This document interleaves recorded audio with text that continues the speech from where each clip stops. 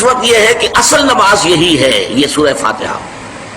چنانچہ میں آپ کو حدیث سنا رہا ہوں جو صحیح بخاری میں بھی ہے، صحیح مسلم میں بھی ہے، جامع ترمذی میں بھی ہے، سنن ابی داود میں بھی ہے، سنن نسائی میں بھی ہے، اور بہت سی کتابوں میں موجود ہے۔ اور یہ عن عبادہ بن صامت رضی اللہ تعالی عنہ، حضرت عبادہ بن صامت سے ہے مرفوعا کہ حضور نے فرمایا لا صلاۃ لمن لم یقرأ بفاتحۃ الکتاب، اس شخص کی کوئی نماز نہیں ہے جس نے کہ سورہ فاتحہ کی تلاوت نہیں کی۔ اب اس سے ہمارے ہاں ایک بڑا اختلاف پیدا ہوا، وہ نوٹ کر لیجئے۔ ایک رائے یہ ہے آپ اگر علیحدہ نماز پڑھ رہے ہیں تو ظاہر بات ہے کہ آپ کو ہر رکعت میں خود پڑھنی ہی پڑھنی ہے سورہ فاتحہ۔ جب باجماعت پڑھ رہے ہیں اب کیا شکل ہو؟ امام پڑھ رہا ہے سورہ فاتحہ تو کیا مقتدی کو بھی پڑھنی چاہیے؟ اس حدیث میں جو الفاظ کی شدت ہے اس کی بنا پر رجحان یہ ہوتا ہے کہ یقیناً اس صورت میں ہر شخص کو لا صلاۃ لمن لم یقرأ بفاتحۃ الکتاب، جس نے کہ فاتحہ کی تلاوت نہیں کی، قرأت نہیں کی، اس کی کوئی نماز ہی نہیں۔ تو یہ موقف ہے امام شافعی کا، یہی مسلک ہے ہمارے اہل حدیث بھائیوں کا کہ آپ چاہے اکیلے نماز پڑھ رہے ہو، چاہے امام کے پیچھے پڑھ رہے ہو، اور چاہے امام جو ہے وہ جہری رکعت پڑھا رہا ہے اور چاہے سری رکعت پڑھا رہا ہے۔ خاموشی والی رکعت سورہ آپ کو معلوم ہے کہ نماز جو ظہر اور عصر کی ہے تو چاروں رکعتیں جو ہے وہ سری ہیں، مغرب کے اندر آ کر دو جہری ہیں ایک سری ہے، عشاء میں آ کر دو جہری ہیں دو سری ہیں، سورہ اور نماز فجر کے اندر دونوں جو ہیں وہ جہری ہیں۔ تو چاہے جہری ہو چاہے سری ہو آپ کو بھی لازماً جو مقتدی ہے اسے بھی سورہ فاتحہ پڑھنی ہوگی۔ اب اس کے لیے انہوں نے یہ طریقہ جو ہے تلقین کیا ہے کہ امام تیزی سے نہ پڑھے، رک رک کر پڑھے الحمدللہ رب العالمین، اس کے بعد اتنا وقفہ دے دے کہ جو مقتدی ہے وہ بھی کہہ لے اپنے دل میں یا پڑھ لے الحمدللہ رب العالمین الرحمن الرحیم۔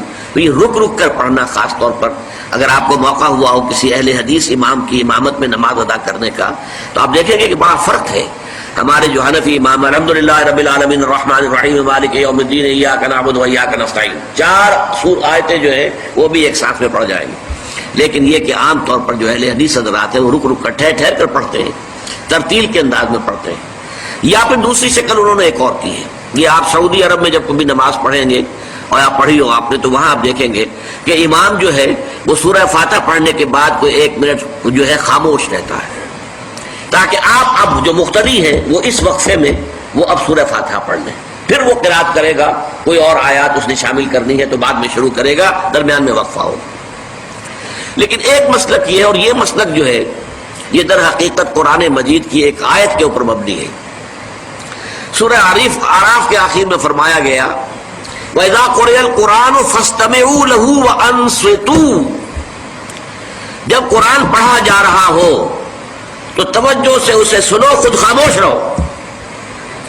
اب یہ قرآن مجید کی آیت ہے، اس کے بنا پر ایک رائے یہ ہے کہ آپ امام کے پیچھے سورہ فاتحہ نہیں پڑھیں گے، پڑھا جا رہا ہے سنو اس کو، خود خاموش رہو۔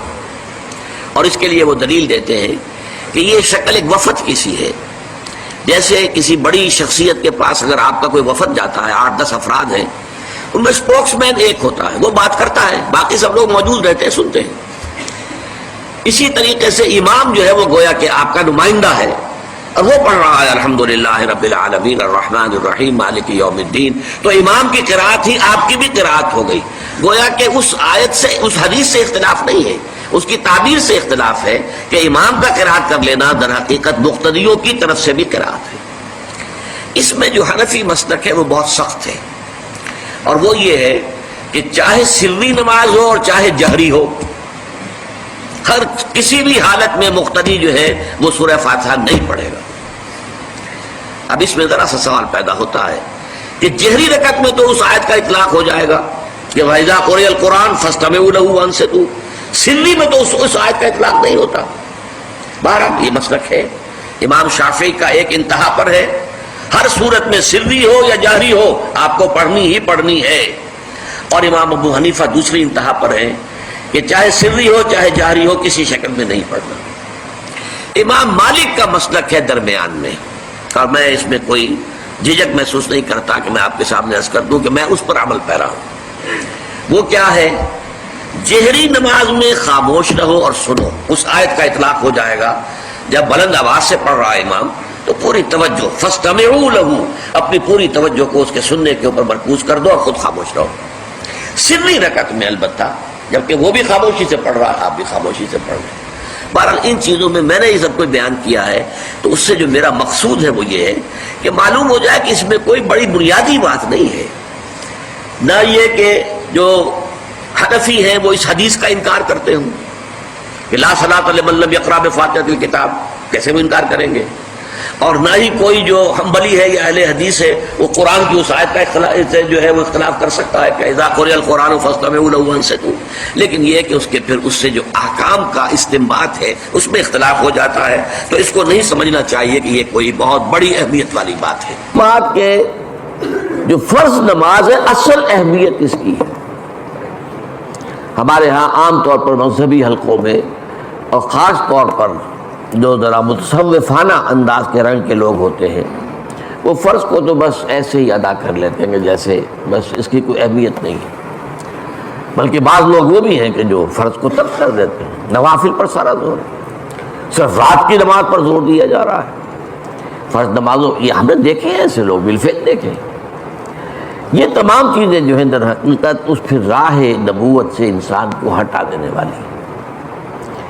فرض کتنا فرض، نفل کتنا نفل.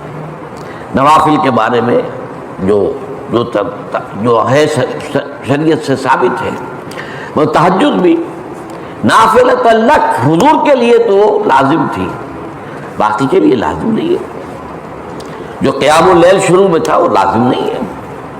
ہاں رمضان مبارک میں اس کی تشویق ہے، ترغیب ہے، وہ خاص ایک مہینہ ہے، اس میں دن میں کھانا پینا جو ہے وہ حرام کیا گیا، تو رات کو 2/3 رات یا 1/3 کم سے کم 1/3 رات جاگو اللہ کے قرآن کے ساتھ، اللہ کی کتاب کے ساتھ.